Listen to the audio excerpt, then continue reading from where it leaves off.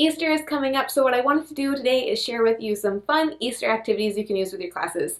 Some of these are just Easter themed, so we're going to have some fun with Easter eggs, and some of these are a great way to share about how Semana Santa is celebrated throughout the Spanish-speaking world.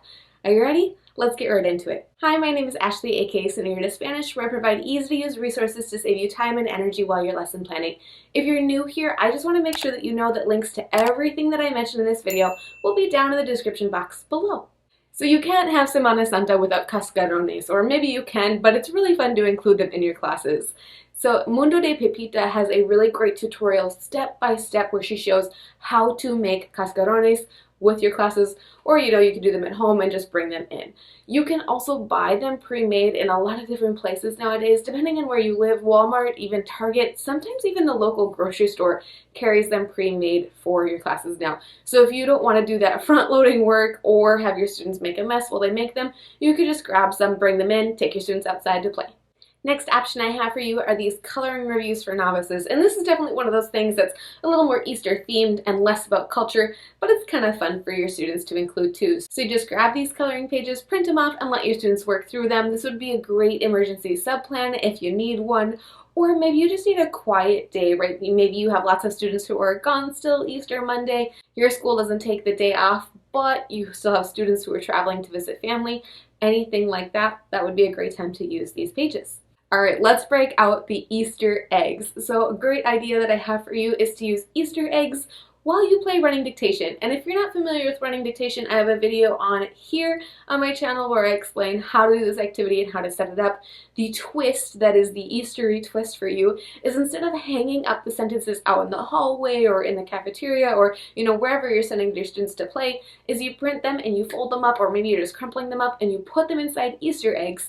And then you could either have students draw an egg from the basket to go do the running dictation activity, or you could hide them, right, and play an Easter egg hunt with that Spanishy twist with the running dictation as they're working with their pairs. Another Easter egg option for you is to do that same kind of thing, but with brain breaks instead of sentences. So write down some of your favorite brain breaks, fold them up, stick them inside Easter eggs, and then again, you can either hide them in your classroom, or you could just put them in a basket and have a student draw, open the egg, and find out which brain break you're gonna do right before you do it.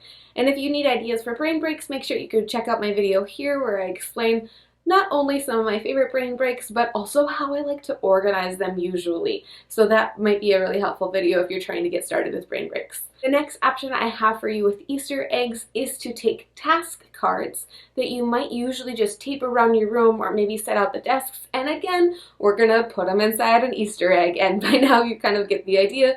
You can either hide them around your room, or you could just put them in a basket, or maybe even just on a pile on your desk. Students come up, grab an egg, open it up, go back to their desk, answer the card, put it back in the egg, and bring it back, right? So there's that motion and that movement piece. Again, hiding them is kind of a fun way to do it. So you could hide them all over your room and say, okay, chicos, you need to find, 15 eggs and answer the questions inside. So that way you're giving your students some choice and flexibility, and you don't have to worry about students not finding every single one, just in case you're really good at hiding Easter eggs or they're really not good at finding them.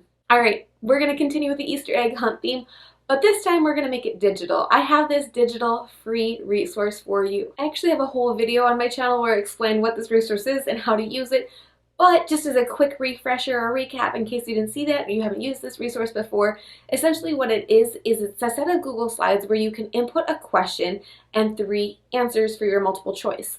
Then students are going to play it in the present mode or in the slideshow mode. They're going to read the question and they're going to pick on the Easter egg with the correct answer.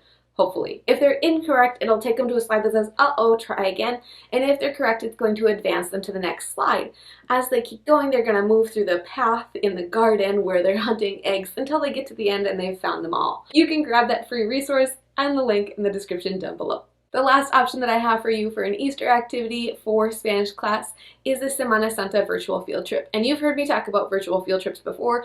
I love them because they connect the where with the what they're learning, right? Because the virtual field trip is on a map. So you don't have to say, okay, we're talking about Spain today, and have a student be like, is that in Mexico? And you're like, no, it's not. Virtual field trips connect the where with the what. So they're seeing it on the map as they're clicking on the marker, reading the information, seeing pictures, seeing videos, and learning about the culture that you're talking about. I have a whole video where I explain how to use that Semana Santa virtual field trip for a one-day lesson plan. So it's a really great option to just kind of fit in wherever you need it to, right? Like I mentioned, if you have some kids coming back on Easter Monday, or maybe some kids left early, or maybe you just want to take a day and teach your kids about Semana Santa celebrations throughout the world, this is the video for you. Okay? Thanks so much for watching. If you liked it, make sure you give this video a thumbs up, click subscribe, and ring that bell so you get notified of all new content I create for you in the future. Thanks so much. I'll see you in the next one. Bye.